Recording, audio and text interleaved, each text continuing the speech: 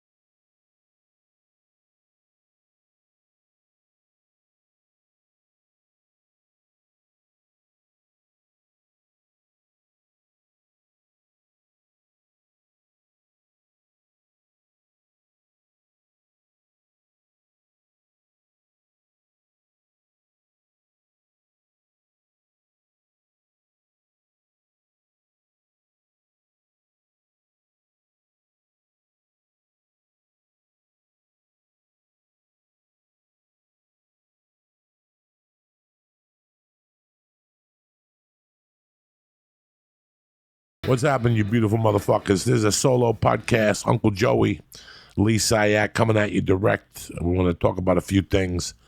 For starters, welcome to the fucking show. Hope you had a great weekend. It's Monday, June 11th, which means you're getting dirtier and nastier by the week now. We're 6 months away from fucking Christmas, and you still haven't done any of the things you said you were going to do January 1st. Did you think about that? It's already fucking June 11th, and we're still playing games with ourselves, including myself, you know. I'm trying to write this fucking book now. Today I tried to write a chapter. I'm the worst fucking writer in all of the world. Like, I am convinced I am just that fucking bad. But you know what? I'll keep plugging along, because that's the whole fucking momentum. That's the whole patois of this show, is to keep showing up. Who gives a fuck how bad you are? But I was looking at my writing today. Every time I write and then I go to look at it the next morning, I'm like, oh, I'm going to be impressed. Oh, my God, is it fucking bad. Oh, my fucking God. But at least I'm honest. I just looked at the first 10 minutes of the fucking Netflix special from the 7 o'clock show. Oh, my God. Oh, my God, people.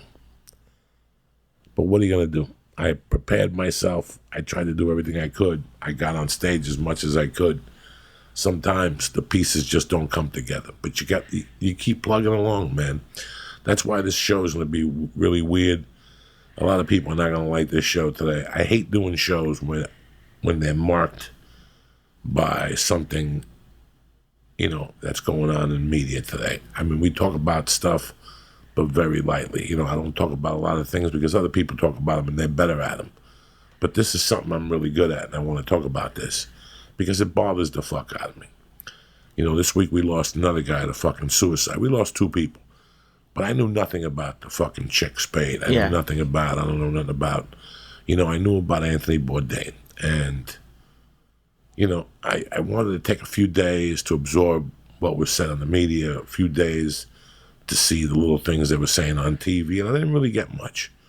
But I thought about it, and I read a lot of the things that people were saying, and listen, last year we were all devastated. I mean, even if you don't know somebody, and somebody commits suicide like Chris Cornell, it fucked me up. That fucked me up for a week. And still, there's days I put on, Bad Motor Finger, or I'll put on fucking Hands All Over, or fucking I'll put on Super Unknown. And I can't believe that this guy's gone. And, people go. Always, listen, we're all going to go. That's the beauty of this life. That we all go and we're not going to be around forever. But for somebody like Chris Cornell, I know that you guys have your own dilemmas. You're fighting for your life, the economy, your kid, this, that. And then you get a guy like Chris Cornell that's on top of the world, or at least we see that. And he hangs himself. And then we see a guy like Anthony Bourdain who's traveling every week, something that we'd all love to do. 18 years. 18 fucking years. Books. He had Final Cut on all his TV stuff. I mean, just unbelievable position to work yourself off of. And one morning you wake up and the guy kills himself. And you sit there, and whether you like him or not, whether you like the guy or not, listen, he wasn't my best friend. I never met the guy. I'm just talking about as a human's perspective. You have to ask yourself, what the fuck is going on with these people? Let's start from scratch. A dear friend to the podcast and a dear friend to me from the internet is a guy by the name of Lorne Rosenker. And he lost his son a couple of years back. And he's still in a tough position. I could see it in his posts. He disappears from time to time. His son, when your child takes your life, it's got to be devastating because you don't know it. You don't know what's going on in their little fucking head, And then you got a guy like Anthony Bourdain that's 61 and does the same exact thing, Suicide is suicide. Whether you jump off a bridge or hang yourself, you're still taking your life without thinking about the people in your life and how it's going to affect them. Never mind you being a celebrity or somebody who talks about food, the guys like you. This is like the endless fucking siren here. This is like the endless fucking siren. Where's he going? Califucking Mars?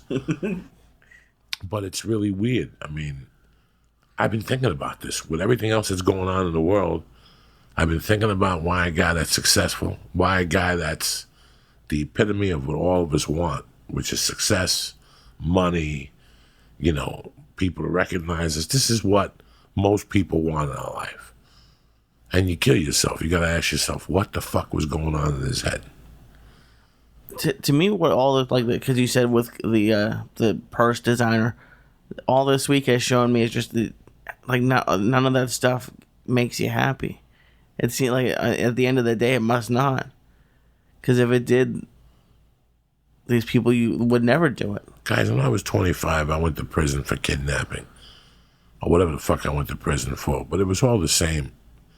The reason why I went to jail for is because I wanted money.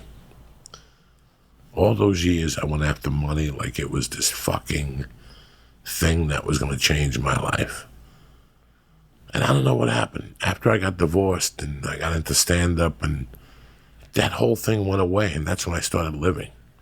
When I got that whole money thing out of the way, that money is the biggest lie that's sold to us. And if we want to believe that a little bit of money is going to make us happy, there you proved it. This week proved it. I mean, the woman had an excuse. Her husband came home and said he wanted to leave her or whatever, We don't know what drove Anthony Bourdain yet, but think about it. Even if you have money, somebody comes to you and says, I want to leave you, they leave.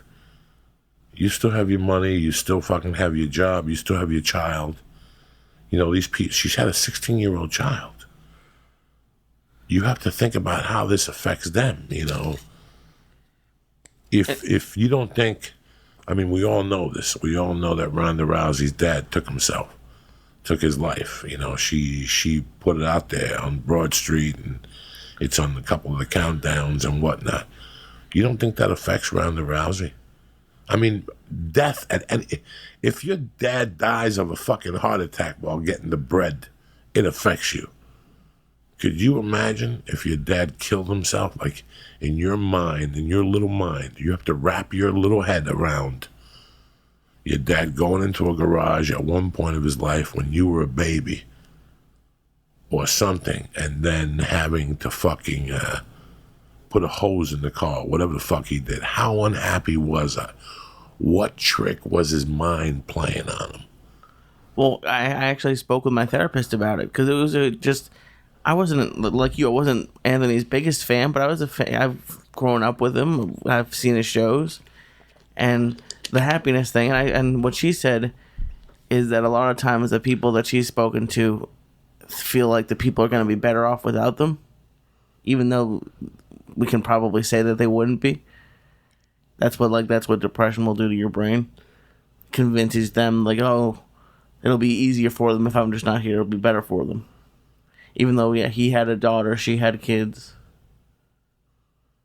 You know, at first, people were looking at it as him, Cornell, a couple others were looking at it as like, this affects people who are on drugs at some time in their life. Right. So a guy like me, and other people who listen to this podcast and who are, family, we were all on drugs at one point. This has to scare you. Like, where's your mind going to go? Well, I mean, I felt guilty, but that was my initial thought when I saw that he had killed himself, because I had read either in one of his books or seen on one of the shows that he was on heroin when he was younger. And I thought it was another like Philip Seymour Hoffman thing, and that he just started doing heroin again, and by accident he killed himself. But it ended up being for like that. That must kind of suck. That's gonna be people's first thought for if you're like pretty open about your drug use. That's gonna be where people go. Some people go. Like, oh, I wonder if he just did that again. No, I was thinking as the fact is like, because for some people, after they get sober, they can't find peace. They don't feel comfortable in their own skin. I've spoken to people for years about this because I was very scared of getting sober myself. That statement I made to you on the phone the other day is a true statement that I lived with for years. What are you scared of? That your life is going to change? That's what we're scared of, that our life is going to change. So when I was on drugs all those years and I would think about getting off cocaine, I would go, it's not going to happen. Because number one, I won't be funny no more. I won't be spontaneous. I won't be alive on stage. Boy, was that a lie. Boy, was that a lie. As a matter of fact, I've become way better of a comic since I gave up cocaine. There's only one thing that was good about doing the cocaine and having that state that you just went off from time to time. But I still go off. Right. Yeah. I still go off. And it's not controlled. I can't control it. It's the same thing as if I was on cocaine. So, but I have no regrets. But in your cocaine mind, you can't see yourself without the cocaine, even the reefer. Like before I got locked up, and I know we spoke about this a few weeks ago, I couldn't think about going and getting locked up without the reefer. After I did a week, I was like, this ain't shit. Right. We don't know how strong we really are. We never know how strong we really are. And that's why I wanted to talk about this today, because I'm sure that there's people that listen to this show that have said to themselves at one time or another, Joey, did you ever think about, in my world, it was more from the age of 16 to like 18, 19. I wanted to kill myself, but I didn't want to be conscious of doing it. I wanted the drugs to do it or something to do it, As a matter of fact, when I did my little OD in 2005, 2006 in Beaumont, that was the tail end of that, I think. Nobody eats those pills. I was well aware of what was going to happen to me if I kept eating those pills, drinking Jägermeister. And I kept doing it. So I could look you in the eye and talk to the people who listen to this podcast and tell you that, yeah, maybe a part of me still had that, After the longest yard, I went through some shit because I thought the longest yard was going to make peace with me. All these things I thought that were going to make peace with me. And they didn't. They didn't make peace with me. They didn't do anything for me. It just so happens that you have to do it for yourself. No movie star, no album, no music. Nothing's going to give that thing to you that we're looking for except what we could heal. And once I found that out, my life changed completely. So, yeah, there was times I was low in my life. I think there was 1 or 2 times, 16 and 17, where I physically thought. I know one time at the Runnies, I thought of jumping off the George Washington Bridge. And right after my mother died, I thought of stabbing myself. But I didn't have the balls to. It's weird how you're right, because I was just going to say, sometimes, like, I've thought just about the idea of it. Like, no, I haven't gotten to the point of, oh, let's do this now, or like this. But it's weird, like, sometimes I'll get down on myself because I'll think, like, oh, you could never shoot yourself in the head. And that's not something you should want to be able to do. But it's like, oh, you'll get down because, like, yeah, you won't be able to do it. Which is a weird thing to get down on yourself about. But your brain is just crazy. It's weird. It's scary what it can do to you. And especially with going back to Bourdain, even if you take out the professional stuff, it seemed like he was personally happy recently. He had a new girlfriend. He was in France. So it's every way you look at it, you wouldn't expect it. Yeah, it messes with me. Parts of me are scared. I'm scared because I wouldn't want my mind to do that. I would never want to let people... Listen, you're going to die. You take one look at me, I'm halfway dead already anyway. But the point being that I don't want to go out like that. That would be a way to hurt. That, or for me to do coke right now and to die, would destroy my friends and my family. They would destroy. It would destroy my daughter. It would destroy my wife. I could never do something like that. Like I said, you're going to die. God gives you so many heartbeats. And once you hit those heartbeats, it's over. There's not much you could do. There's no negotiation. There's nobody, St. Lazarus can't come and save you. Right. But I would hate to go out those ways. Like, I would hate to get back on drugs and go out that way. I wouldn't want to let down you and my wife and Rogan. I wouldn't want to let these people down. So right. That's one thing, Oh, absolutely. And then I think the scariest and also, like, the saddest part about it, and the thing that, like, came to me was, they're doing that in theory, or hopefully because something is so terrible that they can't deal with it. But it's not like it's not a relief. It's just over. Like, it's not it's not like they finally get to relax or, like, be okay with it. So it's not really a fix at all, unfortunately. I always thought about what happens when you're 88 and everything's starting to fail you, and people aren't paying attention to you like they used to anymore, and they have their own lives. Do you have the right to ice yourself? Like, I've even thought of that theory. Like, after you're 80. Some guy just did it in Australia. He had to fly to Amsterdam because he was like over 100 or something, and he wasn't feeling well. He was like a scientist. But yeah, that's a big thing going on right now. There's only a couple states in America that allow you to do it. Like, I think Oregon is one of them. But it's not. I haven't seen many of them for, like, just age. It's usually for people who are sick. But yeah, I mean, I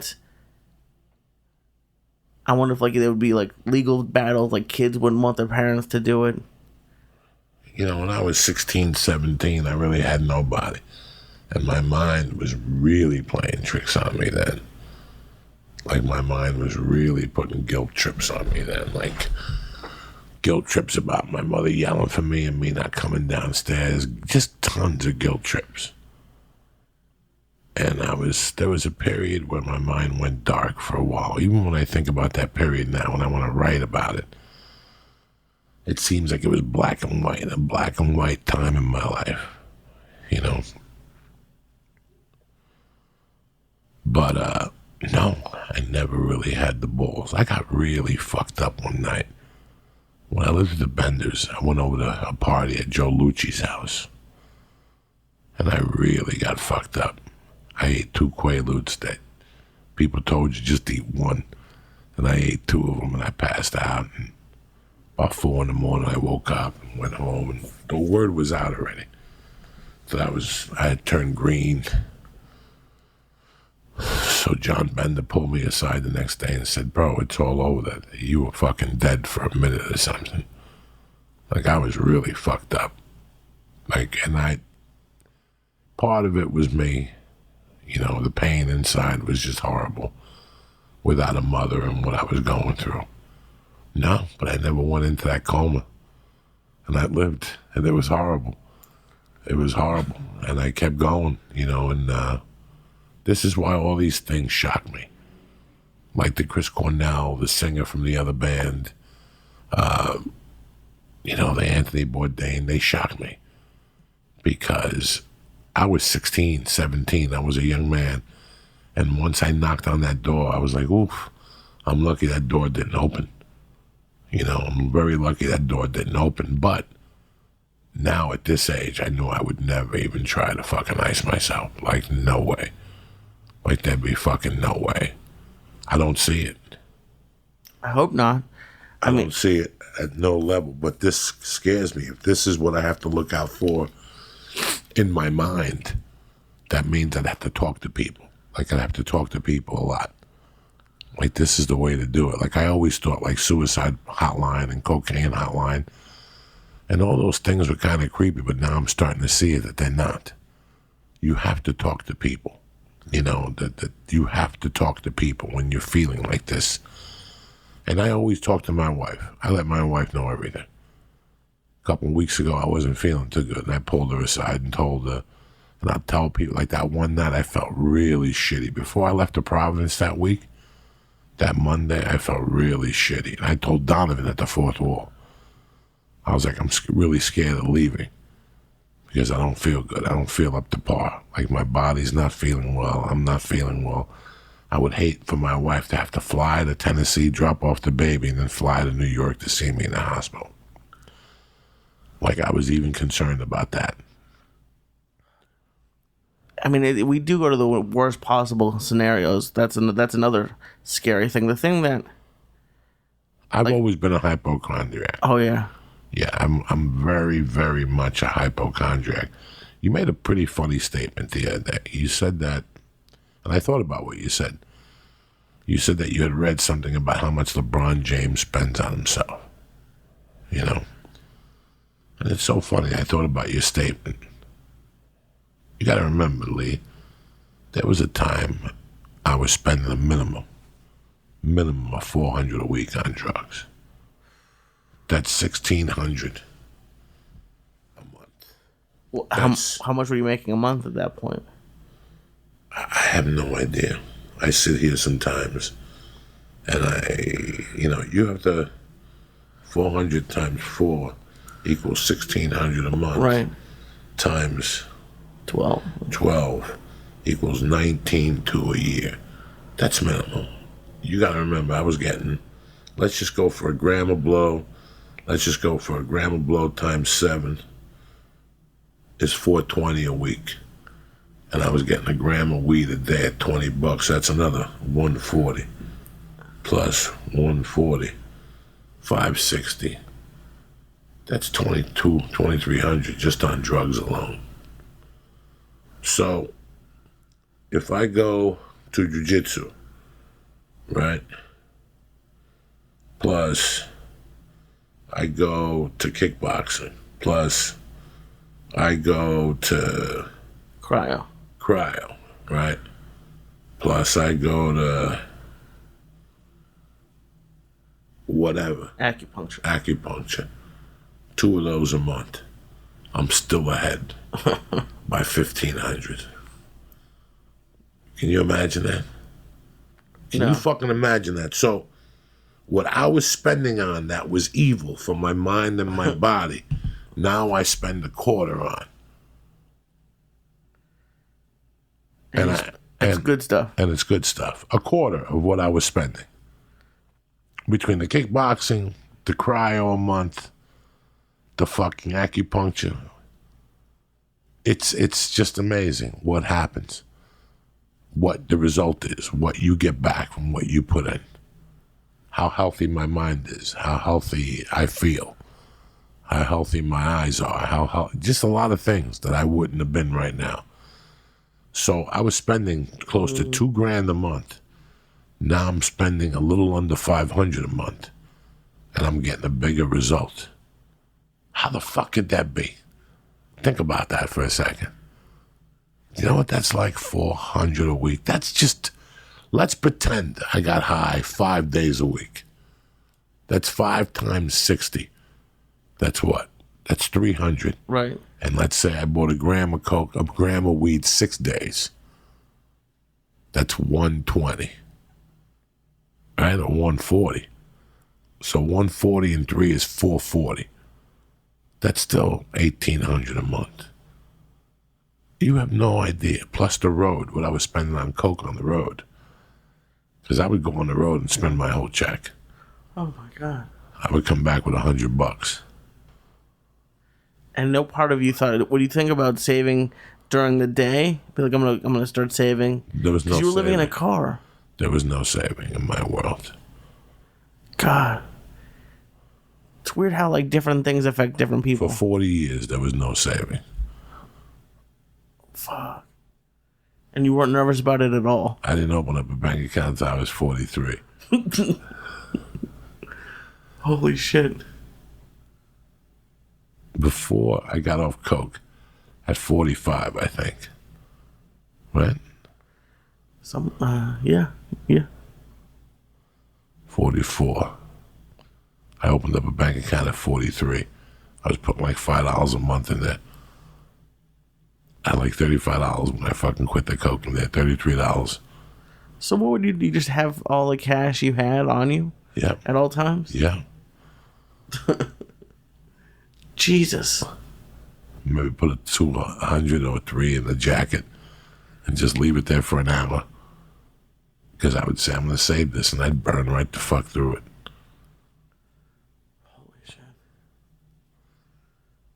And if there's a way I could get, like, it's crazy. My mind set was crazy. The way I thought was crazy.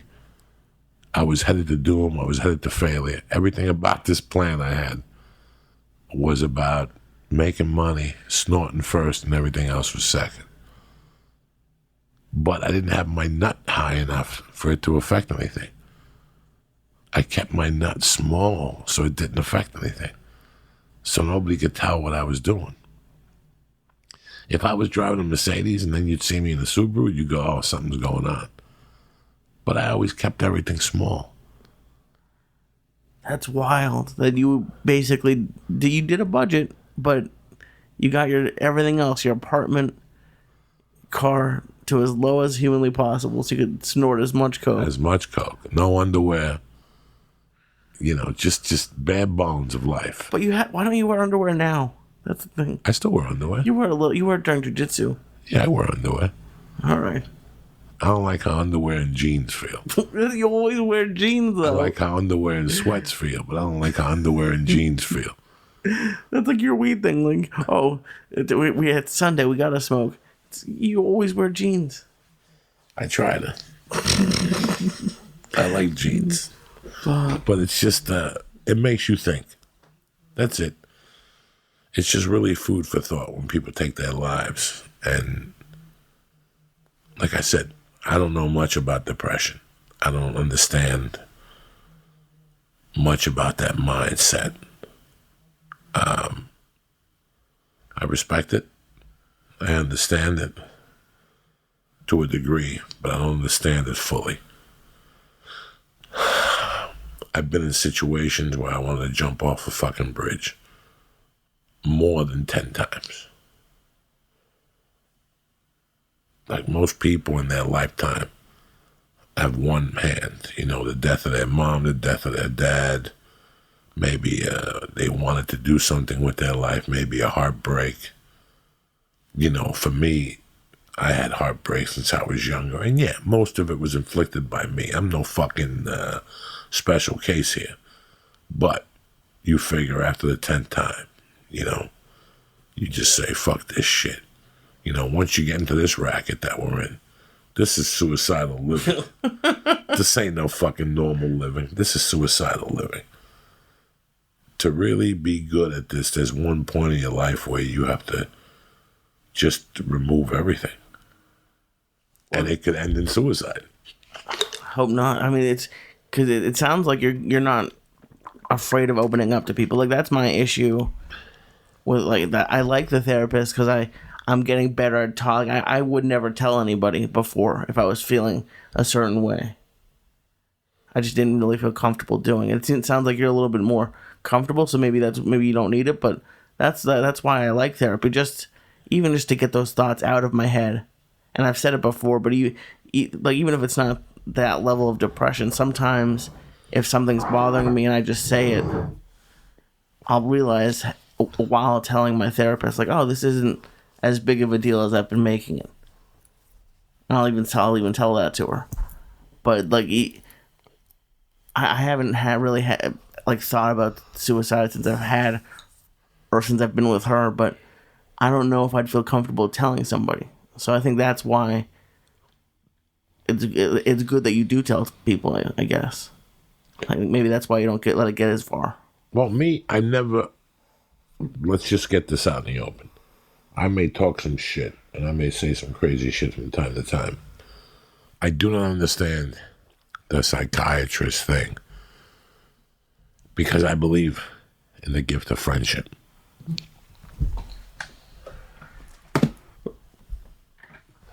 Jesus Christ, I thought this was like an whole little...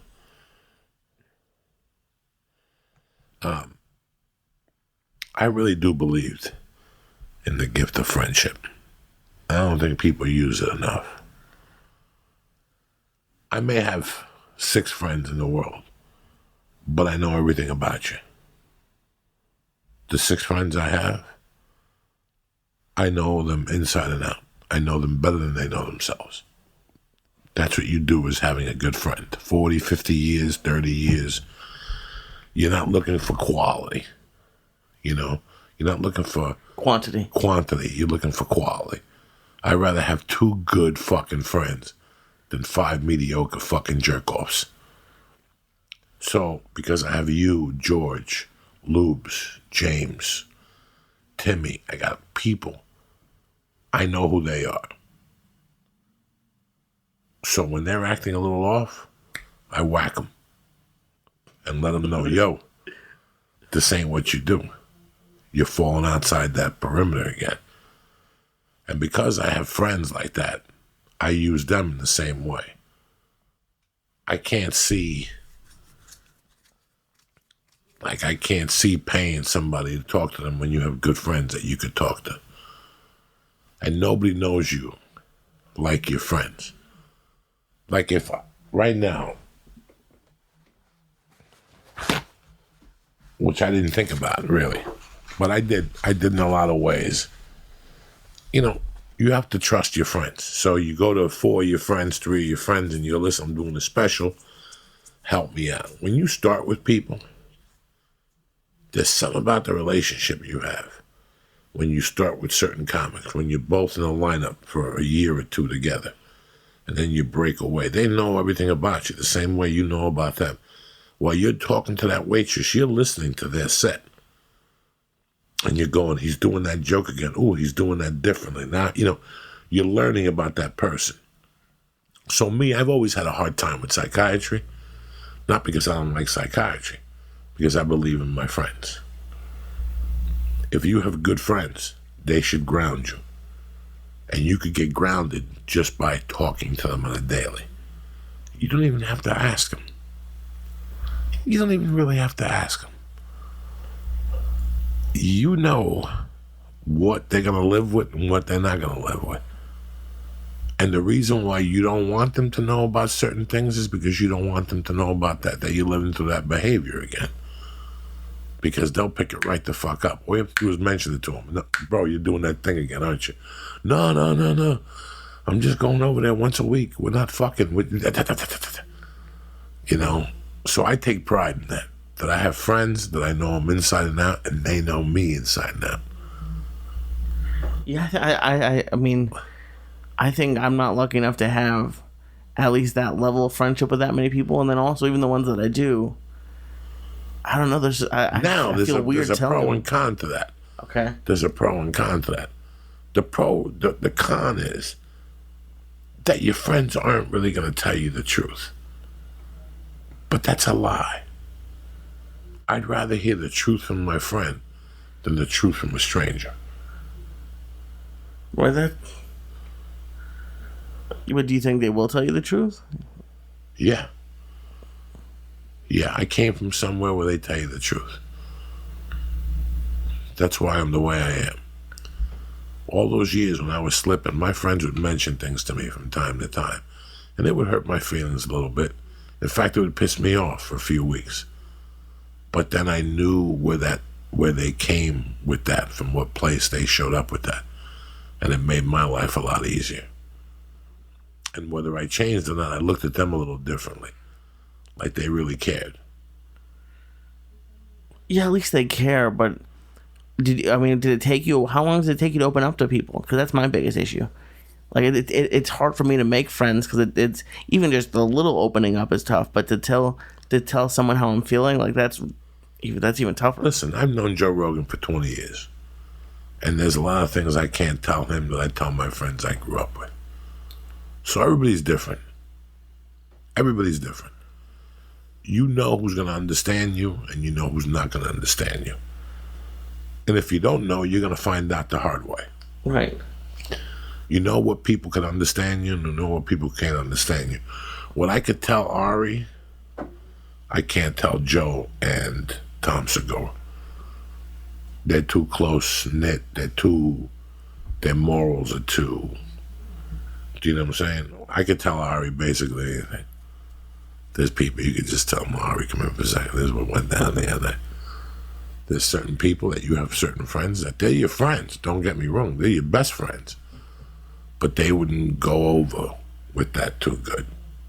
So in a way, they're really not your best friends. You know what I'm saying? In a way, they're good friends, but they're not all the way there. The kids I grew up with in Jersey that I talk to on the phone still, they ground me. Like, they don't let me believe this shit that's going on. They don't let me believe anything. I'm still Coco. That's why I get mad at them when they call me Joe. Oh, really? Yeah, I don't like when my friends call me Joe. They gotta call me Coco. Because I still want to feel like that person. I never want to not feel like that person. Even if it's just for that conversation, I still want to remember that that person is still close by. That Coco is still close by. You know, it bothered me about the Anthony Bourdain thing and Chris Cornell, because people were comparing it to people who had done drugs. One thing about me is that's why I always smoke pot. And as lame as an excuse as this sounds like, I was in 2 halfway houses. I was in 3 halfway houses. Okay, I've been around people that are trying to get clean for 30 fucking years. I know people still today that are trying to get clean that I was getting high with. Okay, I personally know 3 people right now that I could call up on the phone that I was getting high with. That we were getting coke from the same place. They're still getting high. Fuck. I'm not saying that I know how to get somebody clean, but I don't know how to say this. I know the ways to keep you there. Okay, because it's all a mental thing, staying clean. The biggest thing is losing something, feeling like you're losing something. That's why I continued to smoke pot, because I didn't want to feel like I lost something. And I can look you in the face right now and tell you, when I wake up in the morning, this is when this weed gets me high. This is when I really need this weed. Throughout the day, I'm just smoking to waste my time. That's why I got to eat 22 of those mints. That's why I got to eat 300, 400 milligrams of THC, because my resistance is so high. I smoke it because it's like a blanket for me. It is a psychiatrist in a way. So even though things had gotten so bad on the coke, you still felt like you were like missing something. Yes. You were losing. Yes. Anybody who's been on drugs, any drugs at all, and they get off it, a piece of their life is gone. They won't tell you this, but it's the truth. They know it. They know their life is never going to be the same again. And they really enjoy getting high. You think I did drugs so I didn't enjoy getting high? I loved it. I loved meeting a girl like Kate Quigley and getting an 8-ball and locking up in a hotel room and doing disgusting, perverted things and taking pictures and coming all over the place and feeling like a fucking loser the next day.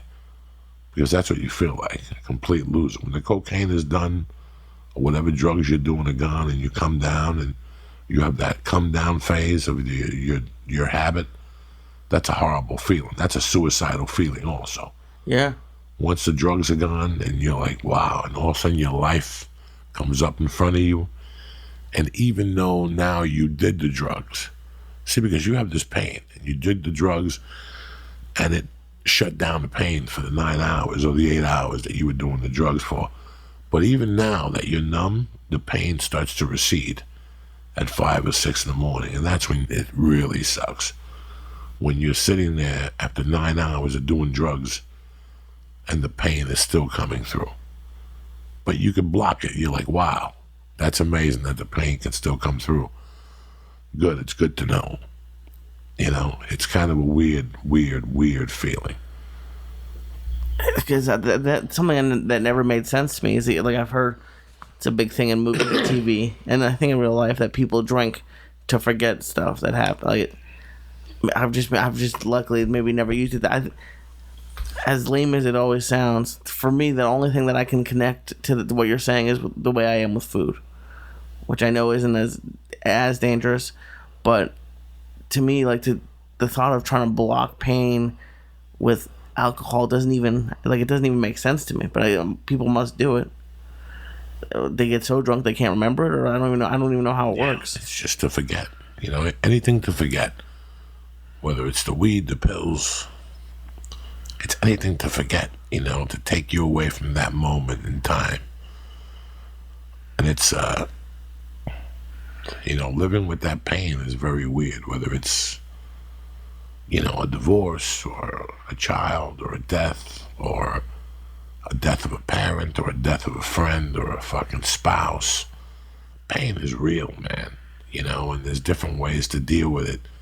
And that's what it is. We all have to find a way to deal with that pain, how to control it, and then we win. You know, the pain's always going to be there. The pain's always going to be there for whatever reason it is. You just learn how to work with it, you know. Where's Tony Bennett, that cocksucker? Let's give some shout-outs to my man Dante Gazzini, Lauren Rosenker, Bobby Sharrett, Bobby Lalingus, my man One by One Podcast, Renee Encarcion, Brandy Lynn over there. Don't forget her GoFundMe page. My man Leon watching the fights last night. Cassius Morris and the Man of Steel, Scott Cunningham, putting the fucking church page together with you motherfuckers. And a shout out to the fucking Minister of Defense, Lee Syatt, down there in West Palm Beach, Florida, showing up with a big dick and a fucking bellyache. You know what I'm saying? Ever since you gave him that poison. I didn't give him any poison. How dare you? That fucking taco place and shit. And he's had poison. But no, it's just really weird that I wanted to bring this to the podcast, to the church family, because I had been thinking about it. It affected me. It takes a lot to fucking bring me down. And I wanted to talk to you guys to see how you felt about it. I know that a lot of people going through things that go on that page, and people who email me and people who Facebook me. Listen, man, just do me a favor. You know, I would love to get one of your friends, one of your good friends, sit him down, take him to lunch. Even if you don't want to utter the word suicide, don't say that word, but tell him that you might be calling him one night, that there's times that you get thoughts. Just let somebody know. Let somebody know who you love, somebody who loves you, somebody who cares for you, man. We all have one fucking person. You don't have to sit him down and go, Lee, I get suicidal thoughts, and then Lee goes, blabs his fucking mouth, and next thing you know, people calling you. No. That's why I'm saying don't use that word. just tell them that. Tell one of your friends that you're wrestling with something, about your career, and that you might be calling them one night, Let your friends know. Prepare them. Let them know that you're going through something. You don't have to say suicide. You don't have to say you want to take a swan dive. You don't have to say you want to shoot yourself. You don't have to use any of those words. Just tell them that you're going through anxiety, even if it's those words. Those are the words I use. Because I really don't know what it is that I'm going through.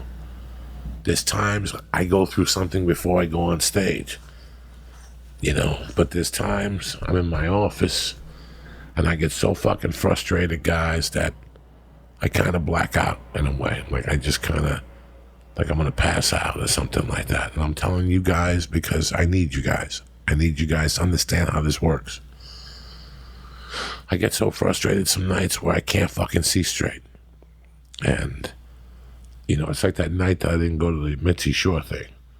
That I had that anxiety attack here and at home. And I wouldn't fucking take the medication. I breathed through it. I dealt with it. It's not always about a pill. It's about a workout. It's about getting a notebook. It's about writing shit down. I complained to you guys a lot the last 2 weeks about my sleep. What I didn't complain about is whenever I can't sleep, there's a trigger. There's a trigger. You're not that fucking stupid. I'm no psychiatrist. I didn't take 4 years, but I'm not that dumb. You get a notebook and you write it out. You feel something. You get a notebook, you write it out, and then you read it. I can't tell you how important reading it is. Never mind writing it. Writing it and then reading it. And reading what you're going through really solidifies it in your mind. Really breaks it down to your mind. It's not just writing it. It's reading what you're going through. Like I tell you, when I fuck around with you guys and tell you, oh my God, yeah, I robbed this fucking drug dealer, and we all get a little giggle. That's one thing. When I go home and write that story out and I read it, ooh, do I feel fucking terrible about myself. Horrible. Horrible. But while we're here giggling about it, we have a good giggle. And I feel shitty on the drive home, and then I go home and write about it. And then I read it, and it's not a fucking giggle. And you could do the same with your mind. Your mind is just thoughts, random thoughts. You ever can't sleep at night? What are you thinking about? Just random thoughts that you have no reason to be thinking about them half the time. Half the time, half the shit that goes in our mind, you should not be thinking about. Yeah. It's got nothing to do with your day. Today I was sitting there playing tennis with Mercy. We were just hitting a little circle ball. And my phone went off. And there was an email from my agent. Who am I bringing as a feature to Cleveland in October? If I was there, I would have strangled them with both my hands. Because not only is it 4 months away, but it's fucking Sunday. And you want to know who I'm bringing to Cleveland as a fucking feature act. That's what you're trying to tell me on a Sunday. These are things you don't need to worry about. Like if you bother me with that, I'll tell. Like at 22, I didn't know. I thought that was important. That's not important. You see how mad I get at you when you hit me about, well, who's on the podcast Friday? We didn't even do Monday's podcast. Why are you worried about Friday for? So I've learned how to eliminate all those things over the years. But boy, I'm still fucking horrible at it. So I can't imagine what you go through and what other people, when they hit me with emails on the podcast about they're having a hard time. I can't imagine it because I'm the king of it. I'm the king of eliminating that shit out of my mind. Sometimes it goes back to middle school. There's something that some kid said to me in 7th grade that I'll never forget. And I've said it on stage, but I haven't found a way to make it funny yet. But it's stuff like that not even doesn't matter. It's not even like a week old. It's 15, 20 years ago that for some reason I remember. And that it gets stuck in your brain. So I think it's similar to saying it to a therapist, but that's probably why writing and reading helps you. It's just out and you can see it. Yeah, I need to read it, write it, read it, and then what's the word I'm looking for? Process it. You really need, listen, man, I struggle with a lot of the things I did 20 years ago. It may not appear to you like I do, but I really do. Some of those crime stories are a little bit much. And if you're a regular human being with morals, you're like, what am I doing talking to this moron? What am I doing listening to his fucking jokes and his fucking dumb podcast? I mean, because they are a little bit much. And if you don't think I struggle with a lot of those stories, you're out of your mind. You know, the other day I was thinking about Zoraida. You know, I was thinking about how I pulled that stunt on my fucking godfather where I didn't pay him the money, you know, and he died. God knows what he was thinking when he died, but his thoughts weren't pleasant about me.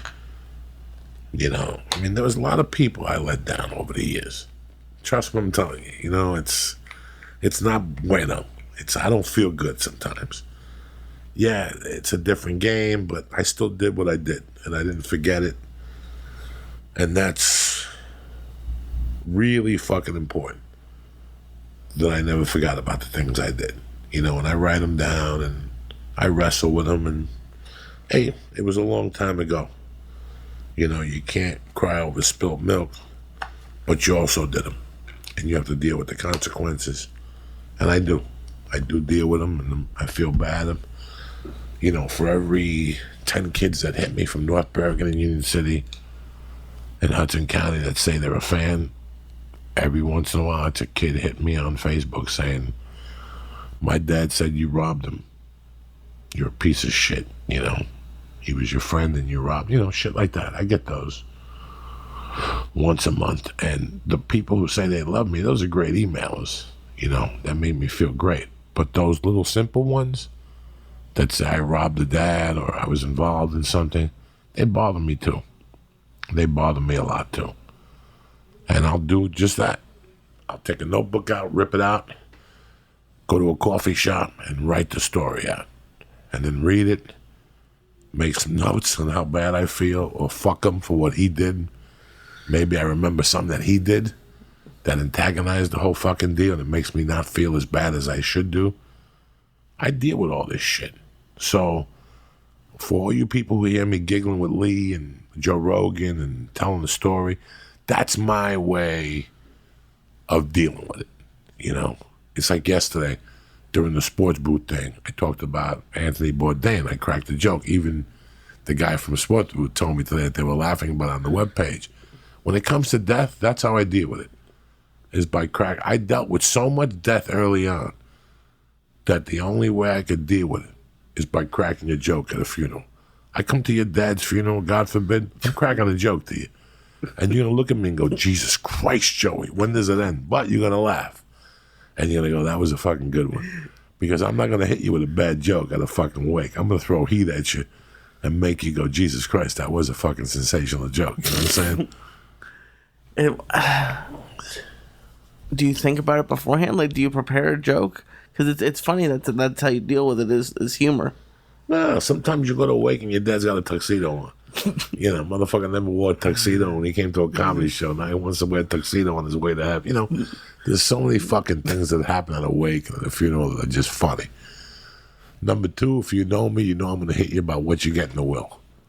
I'm always going to hit you with that. What do we get in the will? Who do we have to hit in the head with a broom so you get a bigger fucking envelope? We have to bury your sister right behind the fucking funeral parlor. Do we have to crash her car, Princess Diana style? You know, what do we need to do to get your sister out of the picture so we get a bigger envelope? We get the patio furniture. You know what I'm saying? We need that patio furniture. We need to make a poker game here or something. Oh, my God. No, but I always add light to a death by cracking a fucking joke. So it worked for you? Yeah, it must. Dog, when I found my mother on the floor, I cracked a joke in my fucking head. That's pretty crazy. On the way of trying to pick her up and revive her, looking at her black and blue arm from the heart attack, I cracked a joke. Because I needed that moment of levity. If not, I would have ran out of the fucking house crying.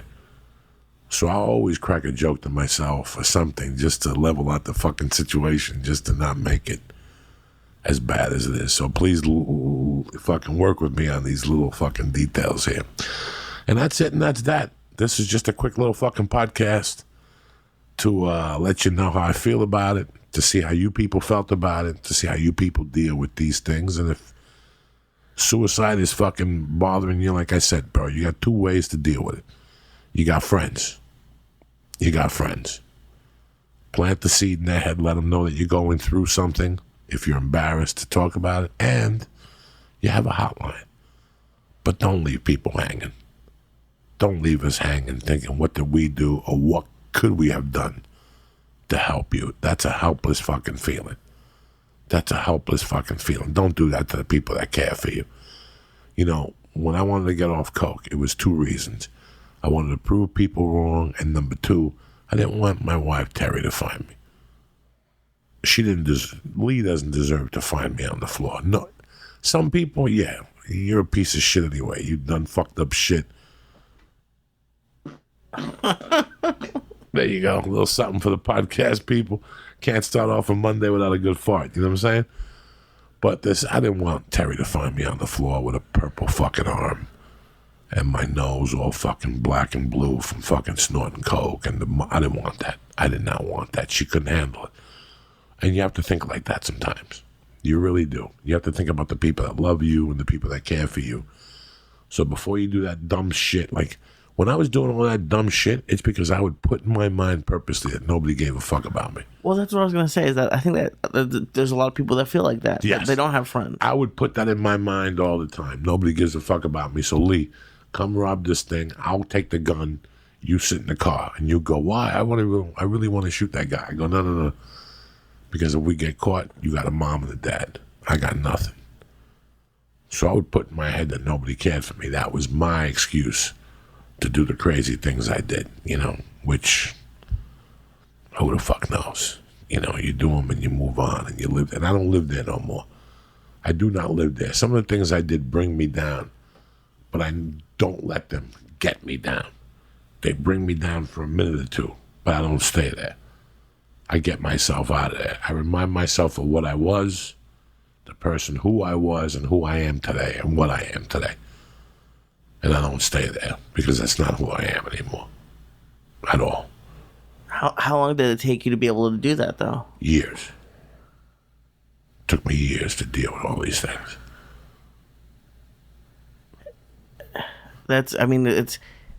You have to really be honest with yourself. And that's something that I think a lot of people can't do, is be honest, either with their friends or even just with themselves. It's hard to be brutally honest sometimes. In 1990, I went on a mission to do something good every day. Because for years I had done something bad every day. And even if there was days I just shoplifted. You know, in 95 and 94. But from 1990 on, I really make a conscious note to try to do good. That if I had $1, I would give away 80 cents to somebody just for the bad things I had done before. Like I put that in my head. That's really in my head, even today. And today, that's what makes me feel good about myself. That I could help young comics, that I could help some people out. You know, last week with Ookie Spooky, I made it up to Ralphie. You know, that wasn't my thing. I love Ookie. I would have brought Ookie anyway. I'll do anything for Ookie. But I wanted to do that for Ookie and for Ralphie. It didn't mean anything to me. You know what I'm saying? Getting her a plane ticket and flying her up. What's the difference? I'm going to pay it in taxes anyway. You know, but it wasn't about the $300. It was about the commitment and making somebody's day. That's what it was about. And for somebody not to make my day in the future, but maybe someday my daughter's going to need for somebody to make her day. And that karma gesture will come back to her. And the person won't try to fuck her or won't try to put a pill in her soda or nothing like that. That's why you give people the respect they deserve. And you'll never have problems. You know? Yeah, I was a piece of shit for 30 years. Maybe for 35 years. But I'll tell you what, for the last 25, 30, I've been, you know, for the last 20, I've really tried every day to do something that I would never do before. Something conscious to make somebody's day. Whether it's the cats, whether it's a neighbor, whether it's a ride, something. Well, how much has having a kid changed that? Because, I mean, do you look at her and not want her to go through these issues? Is that what makes you think about it? I look at her and I don't want her to go through these issues.